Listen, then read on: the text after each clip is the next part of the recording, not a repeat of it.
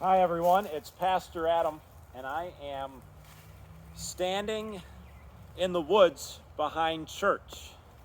This is going to be the first of many videos this summer taking place outdoors and looking at God's beauty in creation and His Word from the Psalms. And I picked this spot because this is an impressive sight. This tree has well over 100 spikes that could very easily impale your hand. And if you weren't careful, if you tried to climb through here, you would be severely hurt. Now, I don't know why you'd want to, but I'm just looking at this tree and how many people it would take to lift it up. How many people would it take to turn all of these spikes into kindling and to chop down this tree into firewood? The effort and the strength and the power that it would take. And yet, here it lies, not by human hand, but it fell. Psalm 29, it talks about the power of the Lord. And in particular, it makes reference to trees that were in this place called Lebanon. Lebanon was near the Mediterranean Sea, and it was famous for their tall, strong timbers. These were the timbers that would be used to make the ships that would sail in the Mediterranean Sea. And these were the timbers that David and then Solomon used to build the temple and the palace. The strongest of wood would come from this towering forest. And it says in verse 29 verse 5 of Psalm 29, the voice of the Lord breaks the cedars. The Lord breaks in pieces the cedars of Lebanon. This is one of those psalms that speaks to the power of the God that we serve. A God who can create amazingly beautiful, tall trees. This tree, probably older than I am, fell before I came here and is going to stay here and rot in the woods. The Lord created it amongst billions of other tall, strong trees.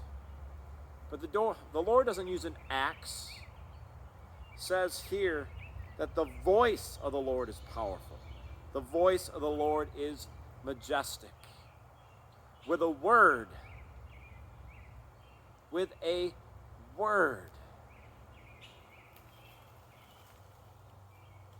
ground that we stand on produced vegetation. The voice of the Lord is powerful to bring about life. With a word, He can tear down a tree. So what do we do with our words when we think about God's power? Psalm 29, it tells us to ascribe to the Lord almighty ones. You who have strength in your bones, give to God, the Lord, the Creator, glory and strength. Ascribe to the Lord the glory due His name. Worship the Lord in the splendor of His holiness.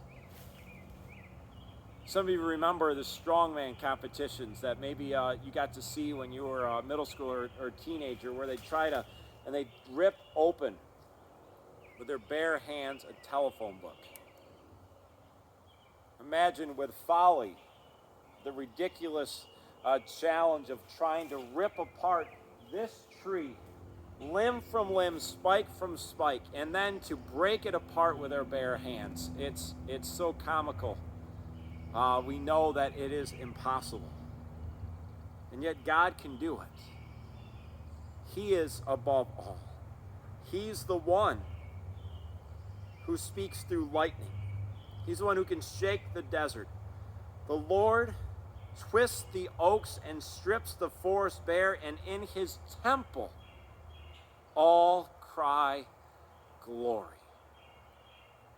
For us this summer, to look and to be a part of this beautiful world, but to each day to recognize that God spoke and brought it into being.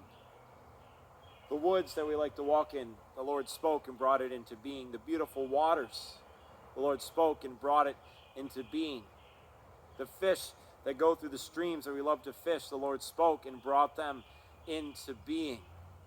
And now continues to speak in managing this world that we get to live in. The voice of the Lord is powerful in creation.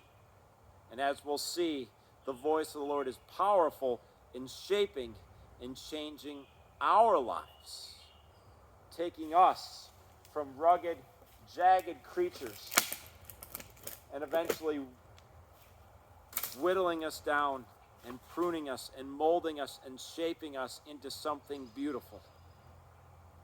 A table, a community, a people built up into his church until we all cry out, glory, glory, glory. So encouragement to you this week, Psalm 29, verse 11. The Lord, who with his strength can create a tall tree and with his word can cause it to crash down. The Lord gives strength to you, his people, and the Lord blesses his people with peace.